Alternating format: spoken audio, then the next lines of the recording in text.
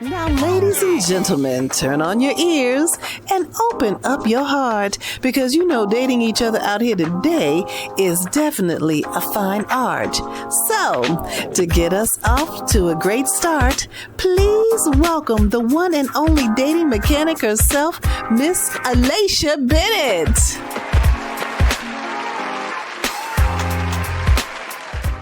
In today's episode, we're talking about transforming Black love and how to break negative relationship cycles. Today, I have with me Alexis Buskey of In Black Love We Trust.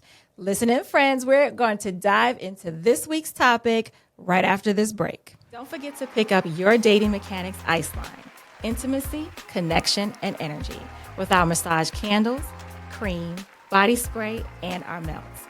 Pick them up at Amazon or on Instagram.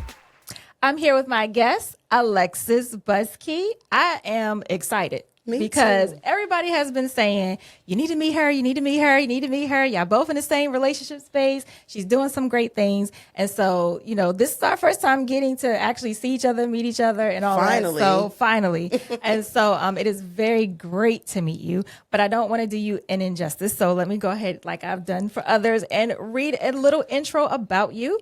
So Alexis is the visionary creator behind In Black Love We Trust, the card game. She's the founder of In Black Love We Trust Ventures, and she's bringing people together through meaningful experiences. Her card game promotes thought-provoking discussions, and they're rooted in the beauty of Black love.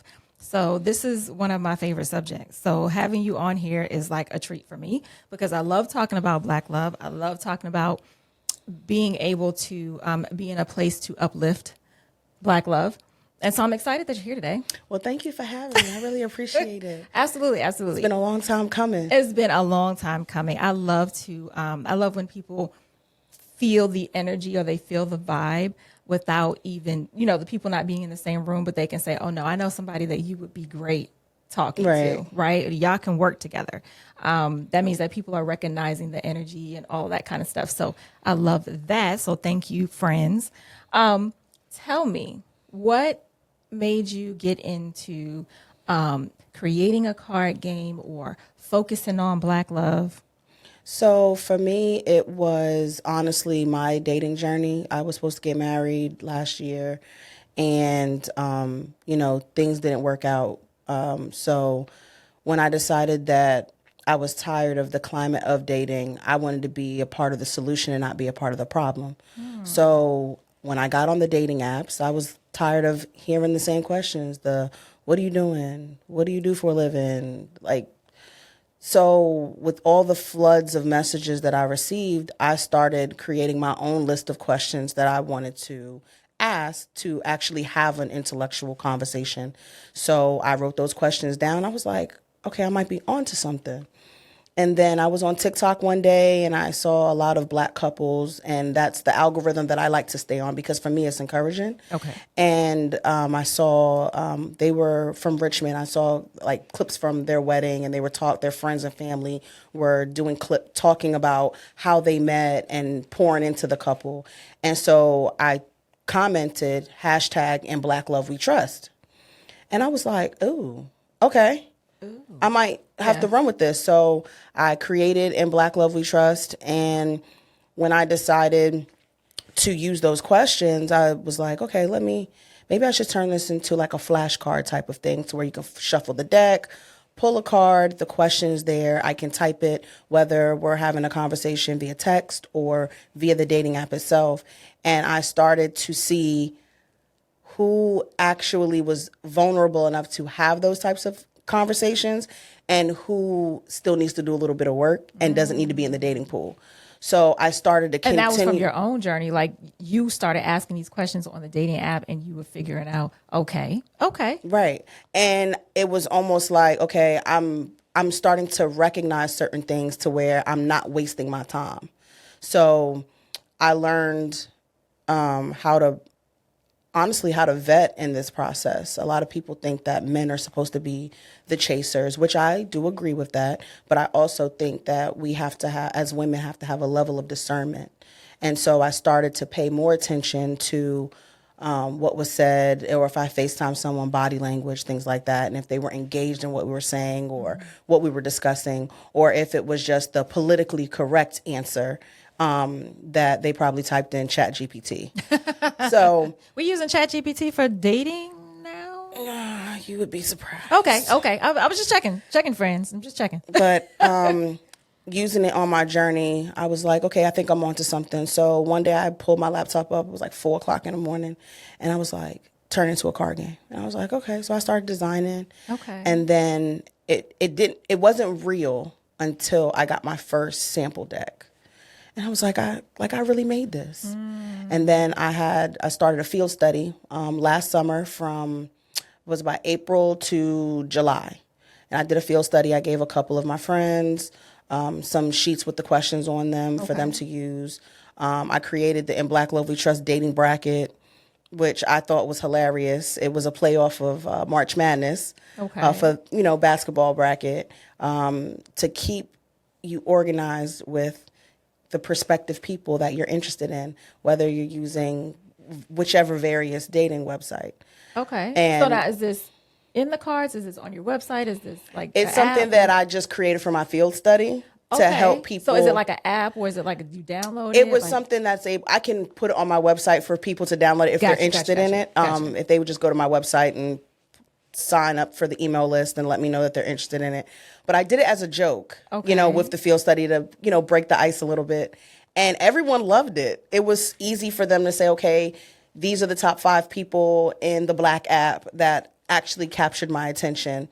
And then they would use the questions and they would ask the same questions or whatever question was in the deck. And based off of their answers and the vibe, if there was a vibe there, they had a little checklist that they had to follow and they would move on in the bracket. Oh, yeah, absolutely, friend. What is the website so they can go and get It's inblacklovewetrust.com. Okay. So yeah, I think they need that. I thought it was I thought it was something that could be used. So I think I should release it since March Madness is coming up. We got the CIAA tournaments going on right now. MEAC is coming up. So I think I'm definitely going to try to release it this week for people to use. Please do. And then on this episode, make sure you put, where they can actually get it. So that they can go right to it and most definitely. Yeah, that's going to be great. That's great stuff. So we can get some more feedback on it. Absolutely. So Black love is always interesting to me. Mm-hmm. I always tell people, like, I'm a relationship coach, and I coach all types of people from all different ethnic backgrounds. But there's something different about coaching a Black couple, and because I understand some of the struggles that they can be in, right? And how those struggles relate to their relationship. And so it's always special to me to be able to focus on that. I don't know fully what happens in other people's communities, but I definitely know what happens in mine. Right. And so I'm able to speak in a different way to that. So what do you feel? And, we're going to get into it a little bit, because I feel like we need to really talk about Black love in a place of being, there's a lot of healing that needs to be done. Yes. In our community. And we're not, instead of talking about it, we're fighting about it. We're bickering about it. We're creating a war. Instead of sitting down and saying, what is it that we can do as men, and what is it that we need to do as women in order to make our relationships better and for them to be successful and for them to work? Because our whole thought behind how relationships work and what they're supposed to do is off. And I feel like our community doesn't understand what marriage truly is for. And they, of course, Disney and, De Beers, and they haven't done a great job. They messed it up, for us. And I will say they messed it up because it made it seem like relationships are all about, marriage is all about love, and, love conquers all. And when you're in a relationship, and we know that that's not true. Right. It's just not true. So what do you feel is like some common negative cycles or things that affect the Black community or Black couples specifically? Like, what are some things that affect us in a different way? One of the things that I think that really impacts us within our community is the ability to be vulnerable. Women are taught at an early age even from when we're little girls, it's okay to cry. It's okay to say how you feel. Be independent. Don't let anyone tell you that you can't do anything. Mm-hmm. But on the flip side, young men aren't given that same safe space. So now we're raising young black men and young black women. They get into adulthood, and now you have them together. And a woman is deemed too emotional. The man is deemed not emotional enough. And so there's a constant headbutting because there's always the listening to respond, but not listening to understand where the other person is coming from. A lot of times people forget that our perspectives are different. The way that we are impacted by things are different. And so when it comes to being vulnerable, when you're in a relationship, you're supposed to be able to count on one another to have that safe space, to talk about the things that you're having an issue with and really understand it.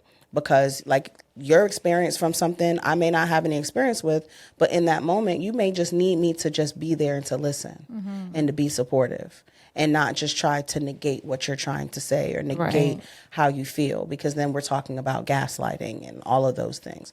And a lot of the things that we're responding to, it's like a subconscious. Like we're not realizing that how hurtful our actions and our responses can be to our significant other. Where does that come from? Like, are we, as Black couples, are we building our foundation of a relationship on trauma bonds? I think we are, because a lot of times, from what I've seen, and even the mistakes that I've made in my past relationships, I never started the relationship with a friendship. I've always started on, I like you, you like me, there's like a chemistry, there may be a sexual tension, there may just be a physical attraction, but I don't know how you may like to spend your free time. I'm not paying attention to those things because we end up getting so wrapped up in the physical that I don't even know if I really like you for real. And once I matured and I started to navigate this whole dating journey, and one of my friends, he told me, he was like, hey, I want us to be friends before anything else. And that was the most refreshing thing for me to hear, because I'm you haven't heard that one. Haven't heard that in a very long time. And to be able to sit there and say, like, this is my friend, regardless if things work out, if they don't, or whatever happens, that's still my friend at the end of the day. And I feel like if we realize that friendship should be the start of any relationship. Absolutely. And then you can actually flourish and blossom from there. But people have social media and they're looking at the toxic dating trends and the horrible dating advice online. And because it's trending, they think that that's what they're supposed to do. You know what bugs me? What? When we're online and people will say, well, Black people are the only one that's talking about this, and Black people are the only one that's putting their information out, and Black people, they're saying that my first question is always, are you in those other communities to know what they're talking about? Because if your whole circle is Black, if your social media, all you're doing is looking at, your friends are Black, you're only paying attention to those things in the Black community, how do you know what's happening over there? Right. So that's my first thing. How do you know they're not doing that? Right. Then the second thing becomes you're adding to the conversation. So what type of conversation are you then having with the people who are making these statements or these blanket statements about the Black community? How are you changing their minds? Or are you just flowing in with that conversation and you're not doing anything to make it better, to change anybody's mind, to have a different perspective. It bugs me so much when people do that, because it's like, how do we become better? We're in this cycle, right? We're in this cycle of negativity. How do we get out of this cycle of negativity? I honestly think the only way for us to get out of that cycle of negativity is things like what we're doing. Okay. Continuing to have the conversation despite the backlash, or despite the people that may not necessarily be in a place to receive what we are saying. Just because you're not in a place to receive what we're saying doesn't make it less true. And that is something that's a pill that people don't want to swallow it. So having these conversations and talking about the toxicity and talking about, why we need to stop this whole 50-50 conversation, or why we need to stop looking at what the gender norms are. Do what works in your relationship. What may work in your relationship may not necessarily work in someone else's. And if we continue to have healthy dialogue about it and be a part of the solution, we're no longer being part of the problem. Right. We always talk about, or not we, but people talk about it being our grandmother's time and those things, specifically for the Black community, when we're talking about, because you brought up 50-50, and a lot of times, people will say, well, the men took care of everything, and, they did all of these types of things, and now they don't want to do anything. And it makes me laugh, because what image, where are you getting that from? Because Black women have always worked. We've always worked. We were taking care of a family's kids. We were raising them. We were cleaning houses. We were doing things on the side. We were always the candy lady. We're always doing hair out of our homes. We're always, you know what I mean? We're selling things. We're doing things. We've always added to the household.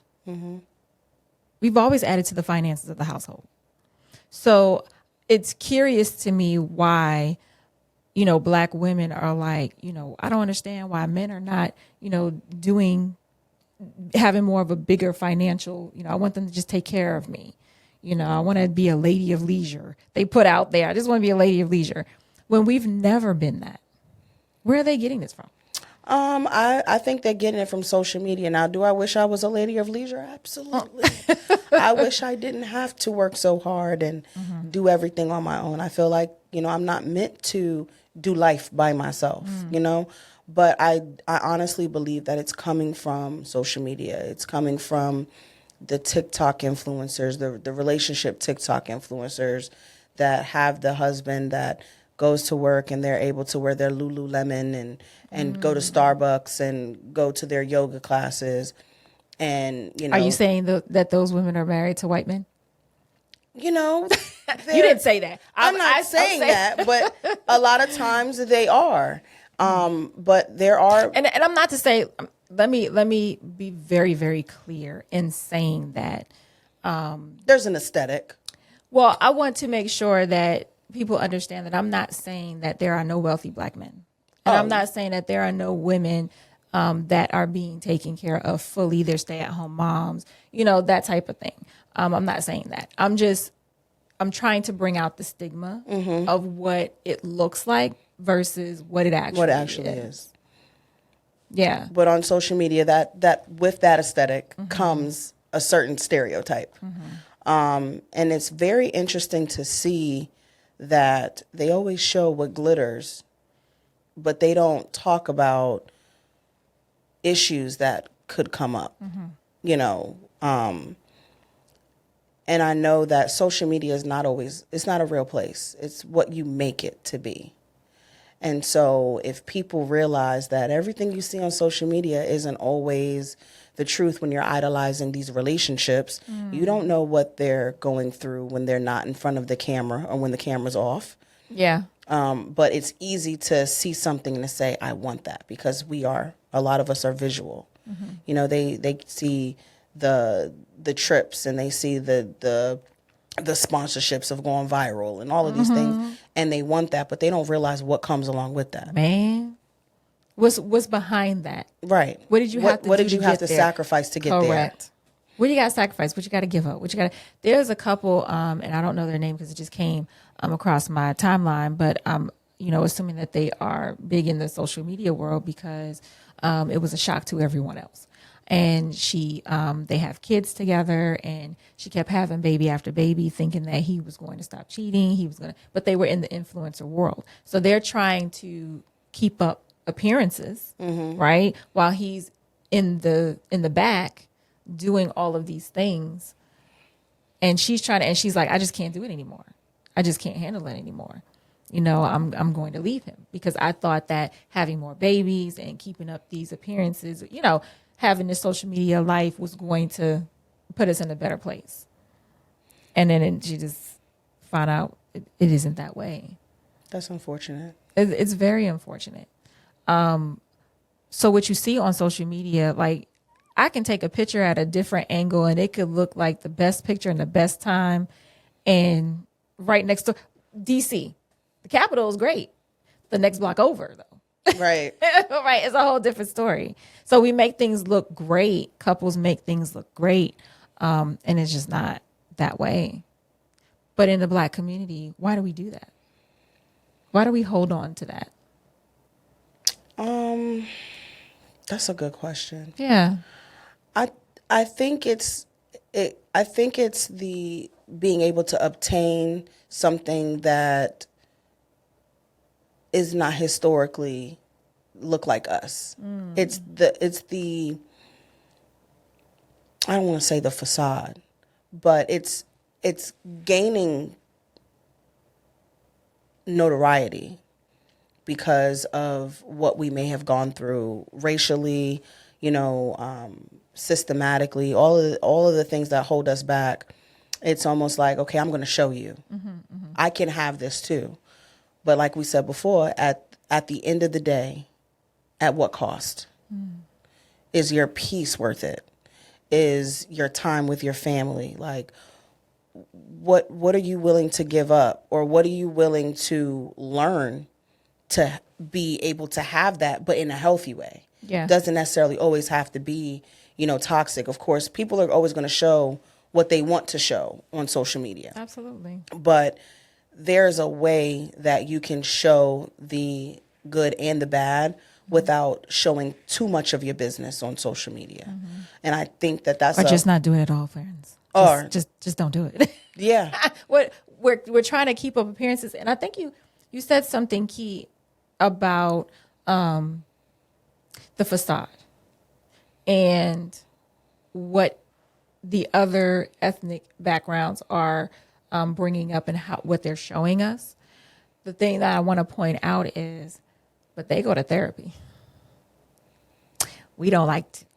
We don't like to go to therapy in order to work out our issues and problems. But other people, other ethnicities, they'll go to therapy and they'll work out their stuff, and or they have elders in their family that bring everybody together, stop the fighting, stop the they're close knit, and so they have a system of coming back together. And we've kind of lost that community, I believe. I agree. But I want us to get that community back. I want us to be in a place where we're so hungry for community that we're doing what we have to do to communicate with one another in order to make that thing a reality. A lasting reality. A lasting reality. Yeah, I'm hoping for that. Right. I'm always in that Same. place of hoping for that. What is when we talk about healing and self-awareness, because I think that the Black community has a lot of healing to do. Just think about your spouse is coming home and they've had, a rough day out in corporate America, right? And they've had to code switch. Let's just say they've had to code switch for the day.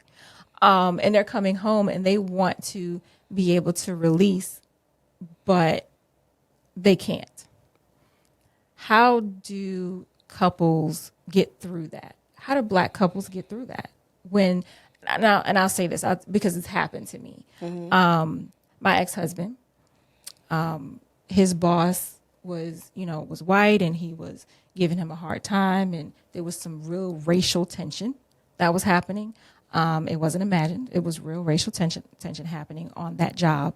My husband was a supervisor, and they didn't like the fact that he was in that supervisor position, and so let's make it hard for him, right? And so when he came home, it was a struggle to, number one, get him to talk about it, right? Because men are strong, our men are strong. They shouldn't have to talk about anything. You talked about earlier, being sensitive and those types of things. There's no place for that, right? But trying to get him to talk about it and release those things before he has to go to work the next day. But then when you bottle those things up, then it becomes a battle between the couple. So, in your opinion, how do you think Black couples can create a space where we can be open about the things that are happening to us in that sense, and just, I don't want to say be able to calm that person down, but that's why I asked you the question about trauma bonds, and if that's our foundation, because this is something real that we're dealing with. So one thing that I plan to incorporate is when we get off work, of course, I have a 5-year-old daughter, so of course we'll make sure her homework and things are done. But every day, I want to reserve 20 to 30 minutes just for us to sit down and talk. Just me and you, no TV, no nothing. And when I ask you, how was your day? What was it like for you today? How do you feel? Being able to do that will create the safe space. And you have to be consistent with it. You can't just ask once a month just to check it off the list to say, well, I did this. No, you have to be intentional. And you have to genuinely want to know how your person is doing. It's not a job, and it shouldn't feel like a job. If you really care about somebody, you're going to ask them, what happened at work today? Yeah. And then not be afraid to ask them, hey, this is your space to be able to say how you feel, what you want. Would you like me to listen to you, or would you like me to help you come up with solutions before you even get into the nitty gritty of the conversation? Because you have to put the ball in their court to say what they need from you in that moment. It's not about the fact of, okay, well, I asked you and you just need to stop paying attention. Like, stop worrying about the people at work. No, that's dismissive. I want to be open. I want to help you in whatever capacity I can. If you need me to just listen to you and you just need to vent, I'm going to give you that safe space to do so. If you're like, baby, I've done everything that I can think of. Do you have any suggestions? And then him feeling comfortable and trusting me enough to give him suggestions to try. It shows that your problem is my problem. You not being happy is a domino effect of what's going to happen in this household.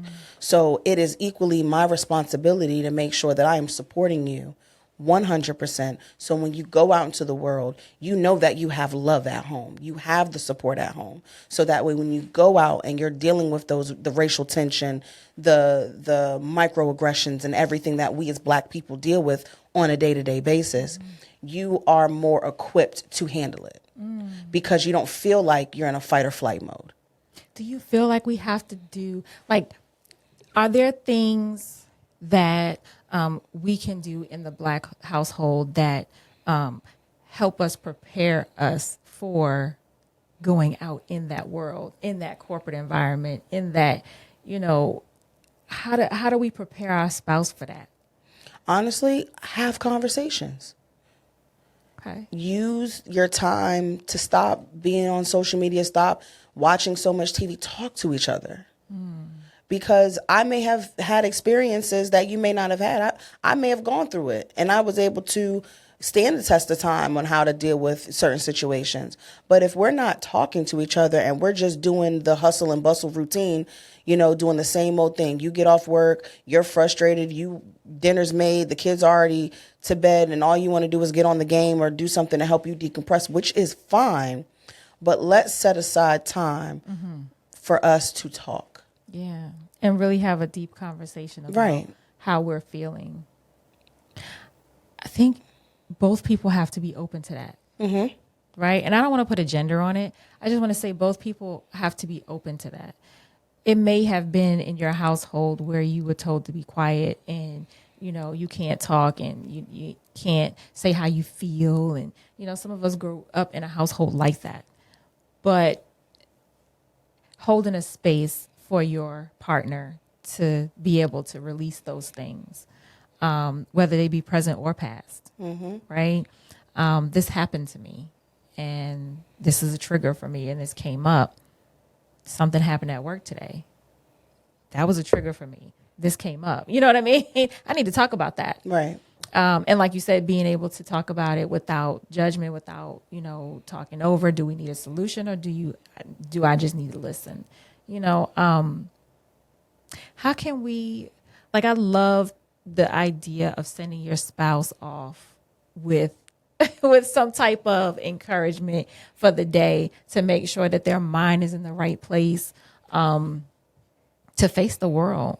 Because it seems like it's a different world for us than it is for others. Yeah, you know, as people, we have challenges as people, but as Black people, we have a different set of challenges when we go out into the world. On top of the challenges. Yeah, on top of the regular challenges of the world.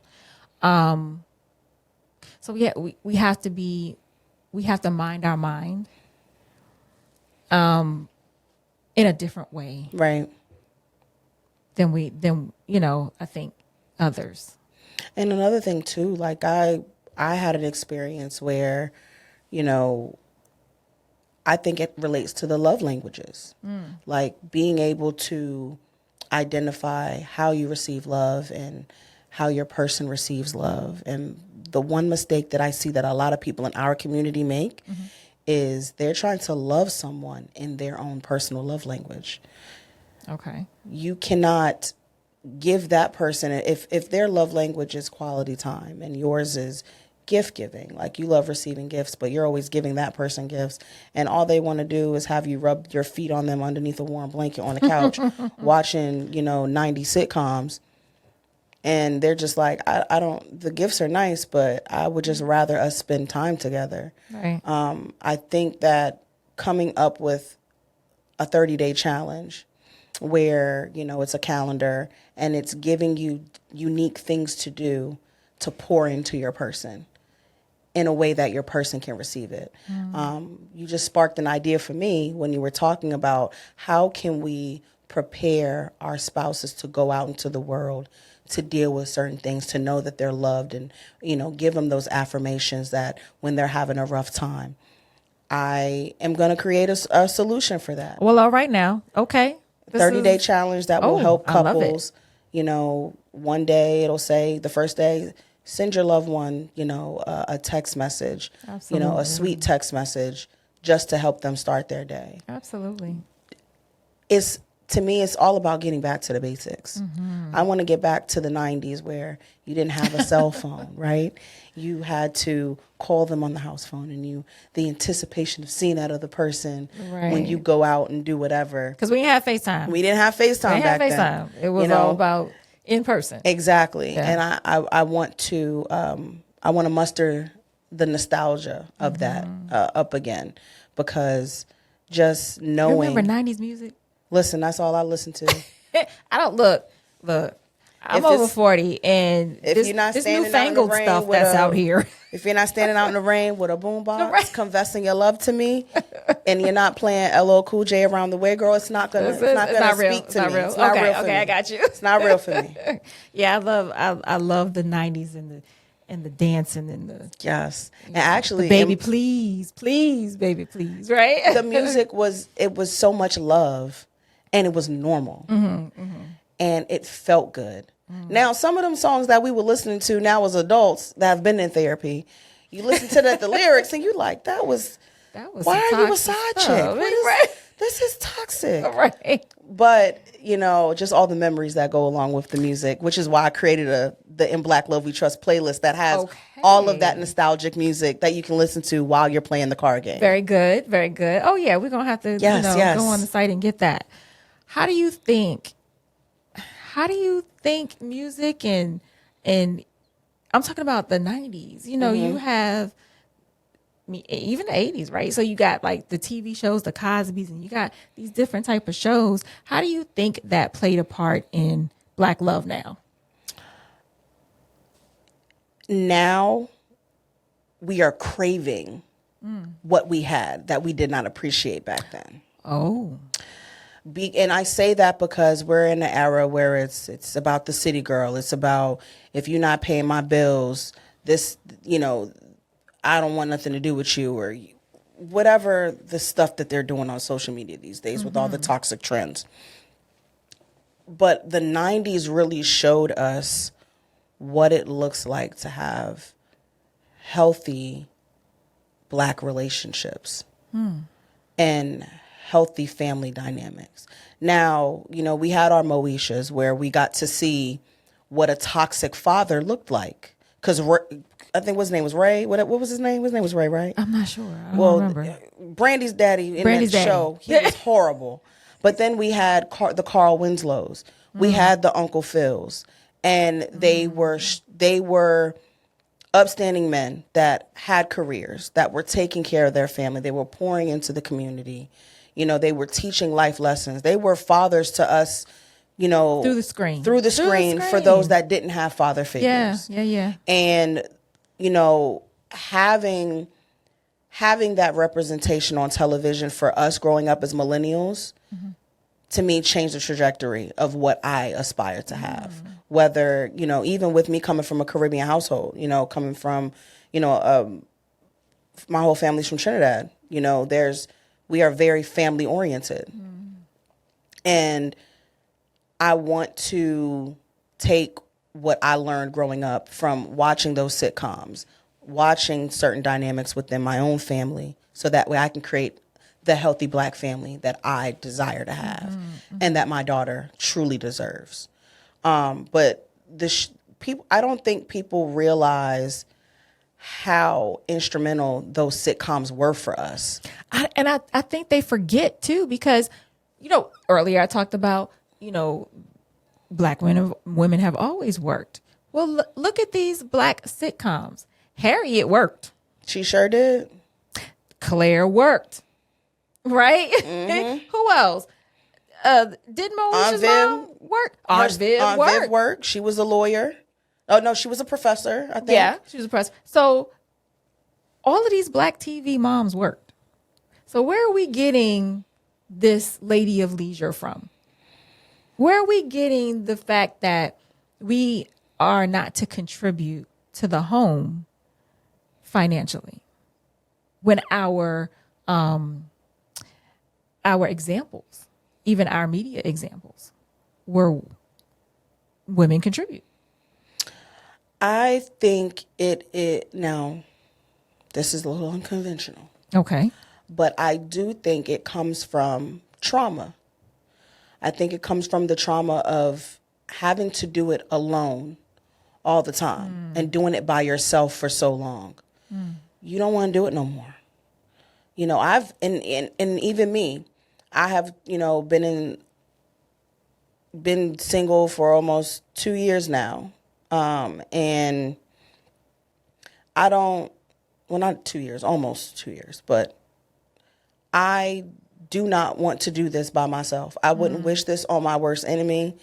It is not fun by any means. But I honestly think that part of it comes from the desire to want to be taken care of, because you've always been the person that is taking care of everyone else. That's the healthy side of it. The toxic side is the new music that we're listening to. The Sexy Reds and the... And my thing is, I'm no shade I don't even know the new music, friends, but the things that I'm seeing, I'm like, no shade to Sexy Red, no shade to the City Girls. Listen, like, they're getting their money, right? They are. They're able, and there's an audience they're doing for what's it. working for them. Correct. There's an audience for it. That's just not my ministry. Yeah. It's just not for me. And why are we listening to these things that are not uplifting to us, and not showing us positive? They're not influencing us in a positive way when it comes to family and structure and building generational wealth. Because generational wealth is family as well. I think it also has to do with where you come from and how you were raised. And so, coming from a Caribbean household, there are certain things that just aren't acceptable within our culture, or the way that our aunts and our grandmothers and our mothers and uncles and everyone in the village taught us. Now, coming from someone who may have grew up in the hood and grew up the same way Sexy Red May grew up, they're more able to relate to her music because of the environment that they see. Now, it's foreign to me because that's not how I grew up. Did I see other girls around the block acting a certain type of way? Yeah, but I was not trying to get my tail beat by my mother, then my grandmother, then my aunt. Then they on the phone calling back to Trinidad to say that this happened, and then next thing you know, I'm getting another phone call because I'm getting cussed out because they done found out what I did. It's a different world for us. But I think it really has to do with like how you were raised and what you're exposed to. And do you think, we're over? Are you over 40? Nope, I'll be 35 at the end of the year. Okay, 35. But I think when we get a certain age too, listen, our parents were like, "What is that music that you listening to?" Right? And the whole time their music was worse than ours. And I was about to say their music was worse. So it doesn't have to do with age as well. Yes. As to, we're just in a different place in our older years, right? We're in a different place where we're thinking more about family. We're thinking more about those things. How can we, in our community, how can we get people who are younger, our younger generation, to start thinking along the lines of family? We have to be the change that we want to see. Because if we're not on the forefront of being the example, they don't have anything to look up to. If we don't have the conversations with them and expose them to the possibilities of what things could look like and what they should look like, they're going to continue to look for love in all the wrong places. Or they're going to continue to chase after what they see on social media because they don't have anyone to represent the positivity around them, like their everyday life. Yeah. It's not normal for them. When I watched cartoons, I knew Roadrunner wasn't real. Like, I knew that Bugs Bunny, I knew it wasn't real. Like when you get hit with a pan in the face on cartoons, they're cartoons. It's not hurting them. You get hit with a pan in the face. In real life, it's gonna hurt. Right. I am gonna go with what you're saying is that we have to have more conversations. But if we in the club with our kids, instead of having those conversations, and we're not letting them know that music, that's not real life. Cardi B doesn't let her child listen to her music. But you are letting your little child listen to that music.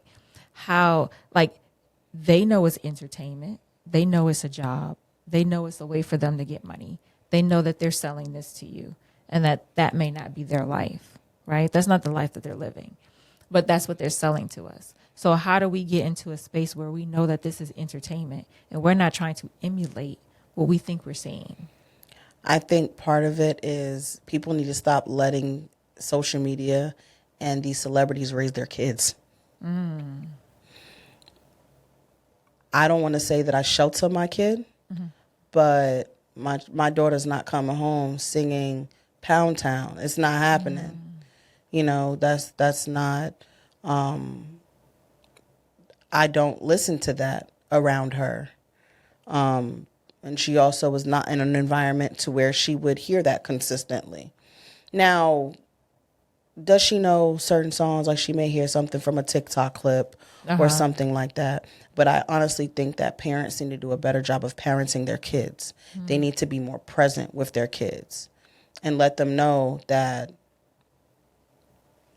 this is for adults. This is not something for you. Right. I remember I will never forget this. I was 5 or 6 years old when Adina Howard, Freak Like Me, came out. And I was sitting in the back seat of my mother's car. Uh-oh. And it was on the radio. Shout out to Hot 97. And it came on the radio. And I was in the back. I will be a freak until the dawn. And then all I seen was a backhand from the front seat. And I laugh at that now as an adult every time I hear that song come on the radio. Because I had no business singing that song at 5 years old. None. But because it came on the radio, and kids pick up things so quickly, you got to be mindful. What do parents say? That's my song, though. Do you know your ABCs like you know that song? Right. Do you know your times tables like you know the lyrics to them songs? Right. But it was introduced to you. Right. So because it was introduced to you, it was, that was something that you picked up. And so now in the back of my mind, I remember, coming from a Caribbean household, like things are a little bit different when you're listening to soca and calypso and reggae growing up your entire life. But I just know that I am going to be a very present and active parent to where if my daughter knows a certain song, I'm like, hey, watch it. This ain't it. Yeah. But yeah, parents gotta really stop letting social media and the internet raise the kids. Yeah. I feel like that's the only reason why. That's the only way we're gonna be able to get in front of the exposure to certain things. It's so hard because everything is at the kids' fingertips. It's at they have computers now. If you're not putting parental controls on the computer, they're going on YouTube, they're going here, they're going there, to see what they're seeing. The schools are giving them computers now. Like everything is available to them. Where we were shielded from things. See, I'm not going to say we were shielded. We had Black Planet. We had MySpace. Okay. We had social media. We had the AOL chat rooms and the Yahoo chat rooms. We did. We had all of those things. I think what was different for our generation was we didn't know we were coding back then. Like we didn't, when we were building these pages, we didn't realize those equations that we were creating to get the words to scroll across the screen or to, have certain dynamics on the background of the screen. We didn't know. If I would have known then, I would have gotten a coding certification versus getting an English degree. Right. But I think that I can recognize from talking about the exposure because we were exposed to these things. Like I had no business singing Pretty Ricky in the 9th grade. But I had the album on repeat. Everybody that came to get their hair braided, we was listening to the Pretty Ricky album, front, forwards, backwards, forwards, on shuffle, repeat, every time somebody got their hair done. But I think that I was more or less scared of my parents. Oh.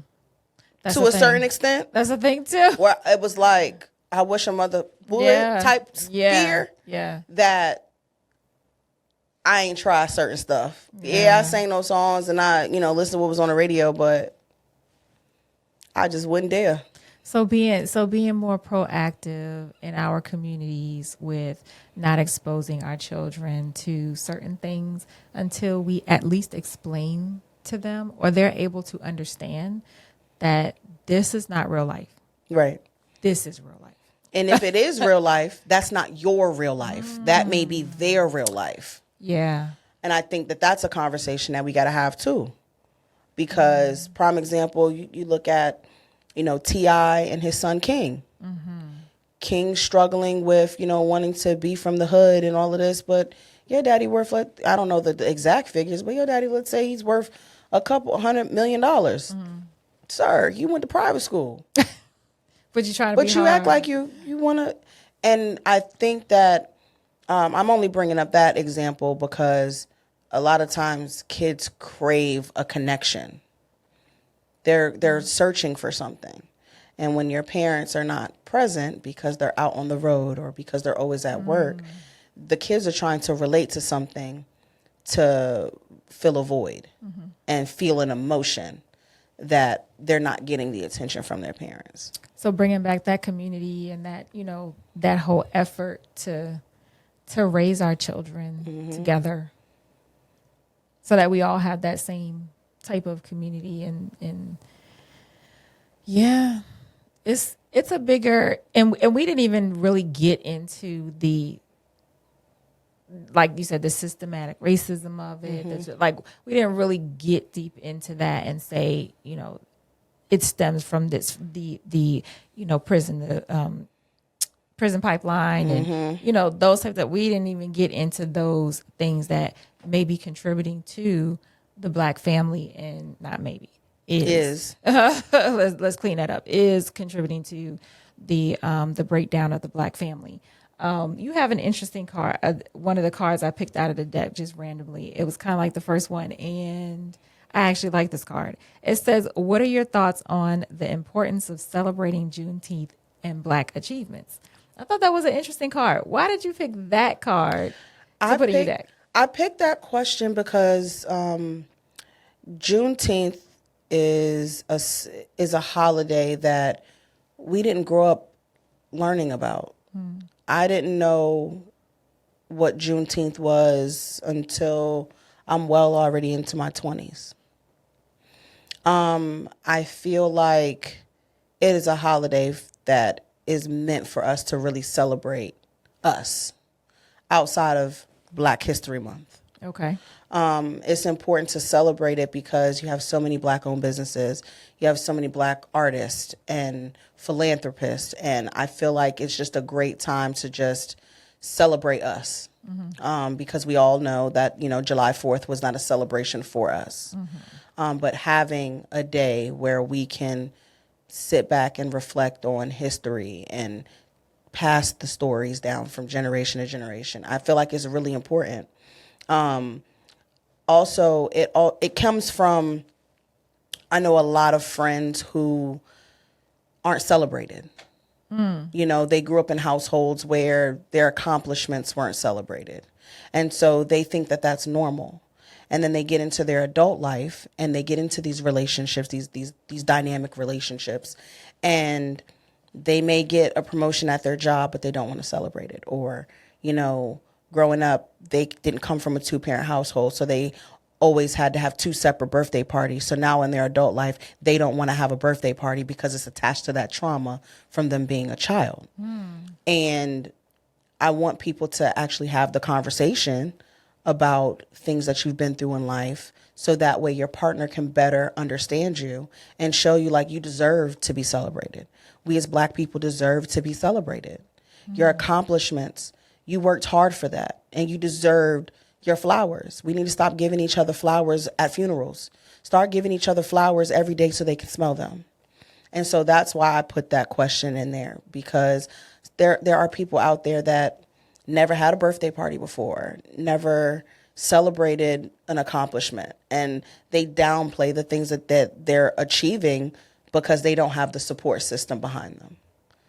So I think that that's something that needs to be talked about in a relationship, so that way you can let your person know, like, hey, this is what happened to me growing up in childhood, and that's why I have a hard time celebrating myself, or I've never been celebrated. And then maybe that person may want to plan something for you, or have a party, or have a nice little dinner, or things like that. But yeah, that's why I put it in there. That is, I love that.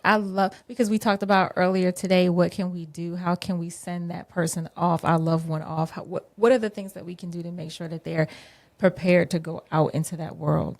And I think making sure that they feel celebrated. They feel like they matter, their accomplishments matter, that what they're doing for the household matters, like making that a big deal. Yeah.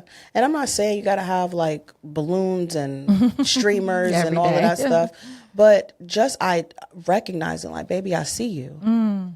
You know, it hits different, what the kids say, right? Yeah. You know, it makes you feel seen.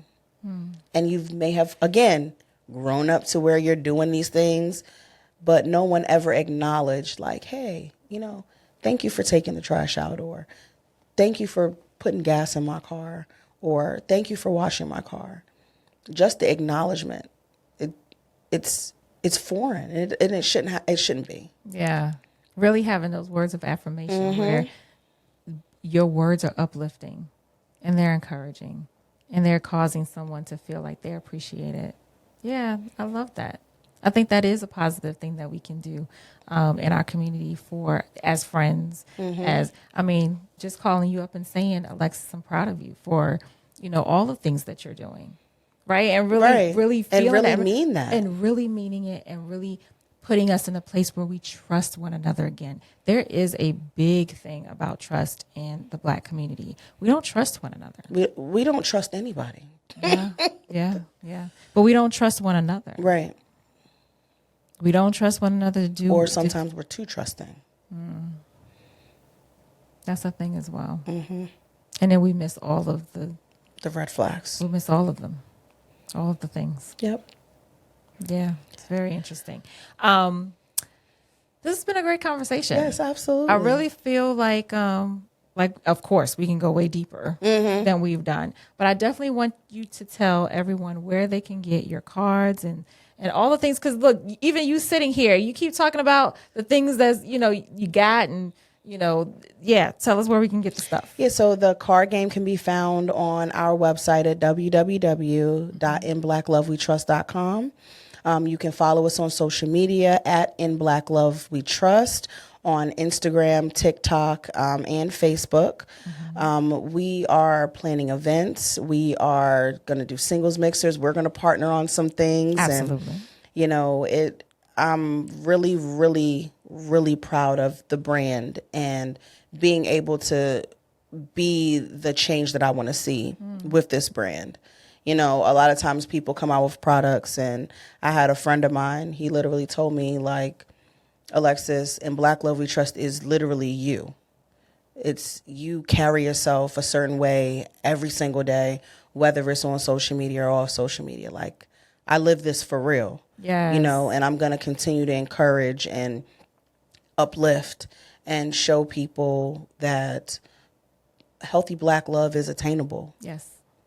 But you got to do some work first. Well, and it's the work part. Yeah, because nobody wants to do the work. Because we have a lot of work to do. We do. We do. And it's growth is hard. Growth is challenging. Growth is not fun.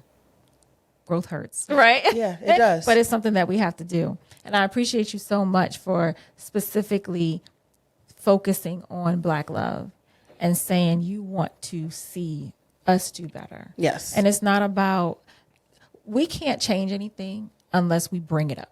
Right. We can't change anything unless we talk about it, we talk it out, and then we can say, okay, I can see a solution to that. We've come up with several solutions here of things that people can do to make sure that they are staying connected to their partner, getting the cards, communicating, talking, really listening to our partner, holding a space for them, right? Celebrating them. We've said so much that we can start to do in order to change the dynamic and build that trust again. Oh, for sure. And build that bond. So I appreciate you for doing that. I appreciate you for having the cards and really focusing on Thank you for having uplifting us. Oh, absolutely.